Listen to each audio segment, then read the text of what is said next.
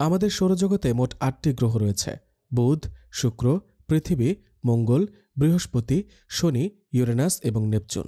এর বাইরে Plato planet হিসেবে প্লুটো আমাদের সুপরিচিত। কিন্তু এই ৯টি গ্রহের বাইরে কি আর কোনো গ্রহের অস্তিত্ব আছে?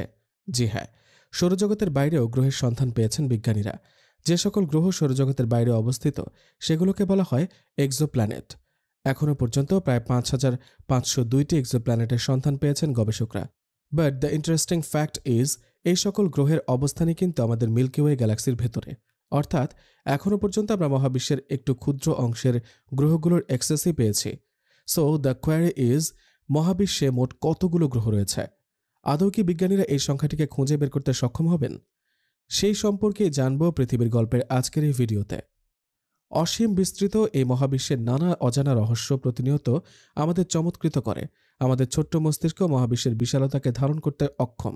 তাই মহাবিশ্ব সম্পর্কে যতই জ্ঞান আহরণ করা হয়, ততই আমাদের মাথা ঘুরতে শুরু করে। আমাদের সৌরজগতে সূর্যের পাশাপাশি আছে ৮টি গ্রহ, প্লুটোর মতো বামন গ্রহ, ২৯০টি উপগ্রহ, গ্রহাণু সহ আরও অনেক মহাজাগতিক বস্তু।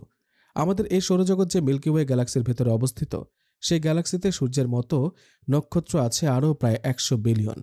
তবে সাম্প্রতিক গবেষণা বলছে এই সংখ্যাটা ৪০০ বিলিয়নের গণ্ডিও ছাড়াতে পারে। The mystery has not ended yet. কেননা আমাদের মহাবিশ্বে আছে এমনই ট্রিলিয়ন ট্রিলিয়ন গ্যালাক্সি, অর্থাৎ কয়েক লাখ কোটি গ্যালাক্সি। নিশ্চিতভাবে এই সংখ্যা আপনার ক্যালকুলেটর ক্যাচ করতেই পারবে না। তবে একবার ভাবুন তো, এই সকল গ্যালাক্সিগুলোতে মোট কতগুলো গ্রহ আছে তা খুঁজে বের করা কোনো সাধারণ মানুষের পক্ষে সম্ভব কিনা? যত উন্নত প্রযুক্তি এনে দেওয়া হোক না কেন, বছরের পর বছর, প্রজন্মের পর প্রজন্ম কেটে যাবে, কিন্তু এই সংখ্যাটা নির্ণয় করা কোনো ক্রমেই সম্ভব হবে না। আমরা বড়জোর গ্রহগুলোর সংখ্যা কিংবা পরিমাণ হিসেব করে গড় হিসেবে একটা আনুমানিক সংখ্যা বলে দিতে পারি, কিন্তু একেবারে এক্স্যাক্ট সংখ্যাটা নির্ণয় করা কারো পক্ষে কোনো ক্রমেই সম্ভব নয়।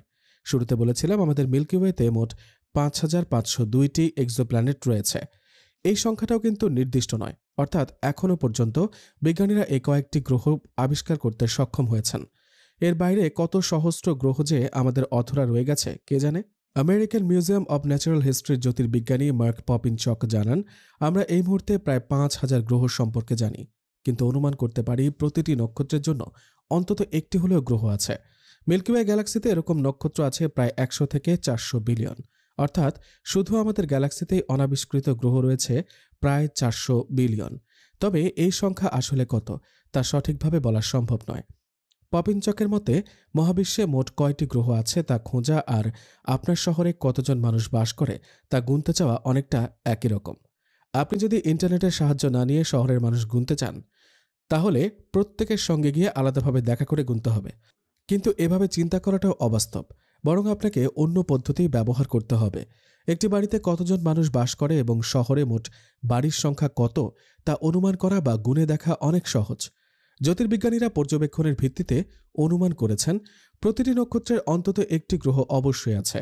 একটি সাধারণ নক্ষত্রের পরিবার কেমন তা জানার জন্য জ্যোতির্বিজ্ঞানীরা আমাদের প্রতিবেশী নক্ষত্র থেকে তথ্য নিয়েছেন। এক্সোপ্ল্যানেটগুলোকে খুঁজে বের করতে বিজ্ঞানীরা কয়েকটি প্রসিডিউরের শরণাপন্ন হন, যার মধ্যে অন্যতম হচ্ছে কেপলার স্পেস টেলিস্কোপের ট্রানজিট পদ্ধতি কিংবা রেডিয়াল ভেলোসিটি পদ্ধতি।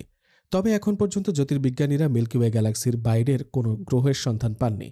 এর প্রধান কারণ হচ্ছে সেগুলো এতটাই দূরে অবস্থিত যে বর্তমানের প্রযুক্তি ব্যবহার করে এগুলো সম্পর্কে নিশ্চিত কোনো তথ্য পাওয়া সম্ভবপর নয়।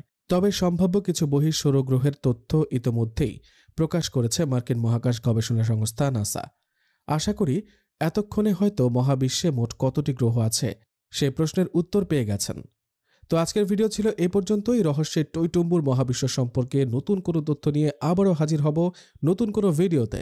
সে পর্যন্ত গল্প আড্ডায় মেতে থাকুন পৃথিবীর গল্পের সাথে, এবং আমাদের চ্যানেল নতুন হয়ে থাকলে অবশ্যই হিট করুন সাবস্ক্রাইব বাটনে।